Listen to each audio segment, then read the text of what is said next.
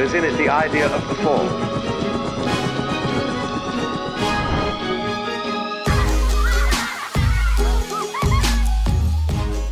Assalamualaikum warahmatullahi wabarakatuh. Bertemu lagi dengan kuliah lapangan arsitektur 2020 dengan destinasi Uzbekistan. Jika kita membahas suatu peradaban lampau, apa yang terlintas di benak kita? Apakah peradaban Romawi, Genghis Khan, atau semacamnya? Uzbekistan diantaranya. Uzbekistan adalah suatu negara republik yang menempati sebagian wilayah Asia dan Eropa Timur, merupakan jalur sutra pada masa kejayaannya, mempertemukan berbagai bangsa dari daratan Asia dan Eropa, memberikannya banyak akulturasi budaya, dari segi kesenian, musik, kerajinan, makanan, dan arsitekturnya. Setiap bangunan lama memiliki cerita masa lampau yang terus-menerus menjadi cerita bagi generasi berikutnya. Begitu bangunan lama peninggalan kekuasaan Amir Timur yang terus menjadi bukti kehebatannya pada masa itu dan dikenang hingga hari ini.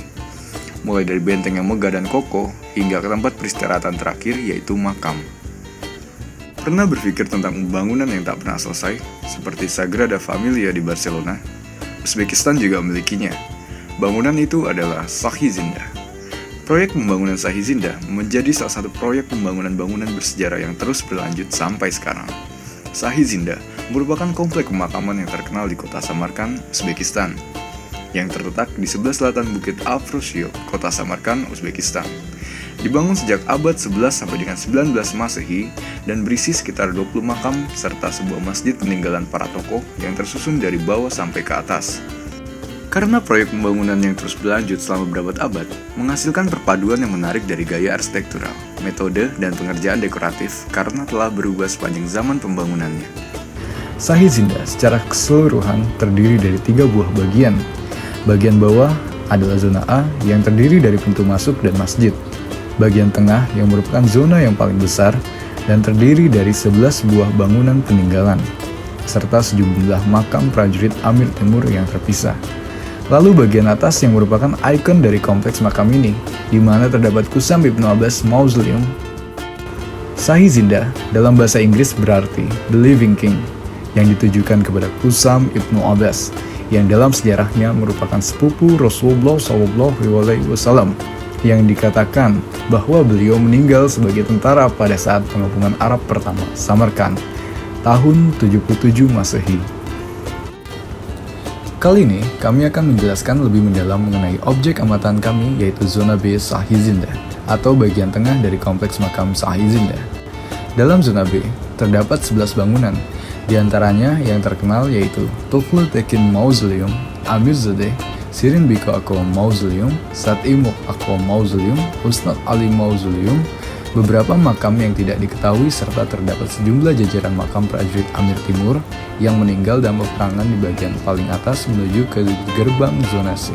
Pada saat baru memasuki gerbang zona B, kita akan disambut dengan Amir Hussein Ibnu Tughlaq Tekin Mausoleum yang terletak di sebelah kanan paling bawah zona B.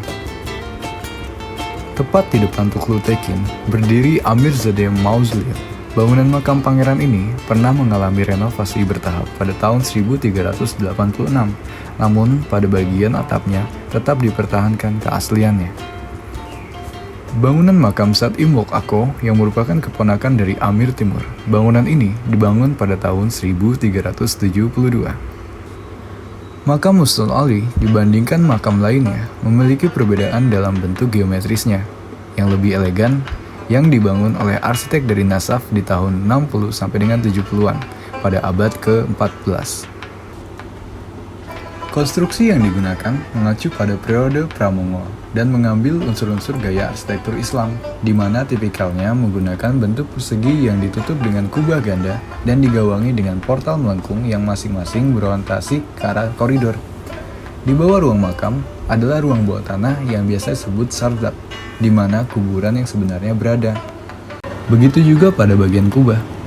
Kubah dibuat dengan bahan yang sama, namun dengan potongan yang lebih kecil, dan disusun membentuk pola kubah.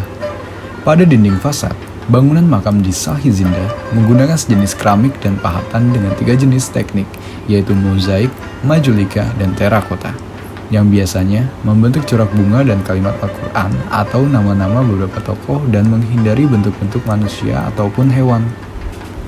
Mozaik seperti yang kita ketahui merupakan seni menciptakan gambar dengan menyusun kepingan-kepingan kecil sehingga bentuknya cenderung dua dimensi. Kemudian ada terakota yang merupakan seni tanah liat dengan pahatan sehingga bentuknya cenderung tiga dimensi. Dan yang terakhir yaitu majolika yang merupakan gambar-gambar ukiran yang timbul. Ketiga jenis ornamen ini kemudian dilapisi dengan pewarna khusus dan dipoles sehingga mengkilap. Warna yang digunakan yaitu sebagian besar biru, hijau, putih, dan ada sedikit warna merah, sama dengan warna bendera negara Uzbekistan. Warna-warna ini menerangkan negara Uzbekistan yang pada zaman dahulu begitu damai dan jauh dari peperangan.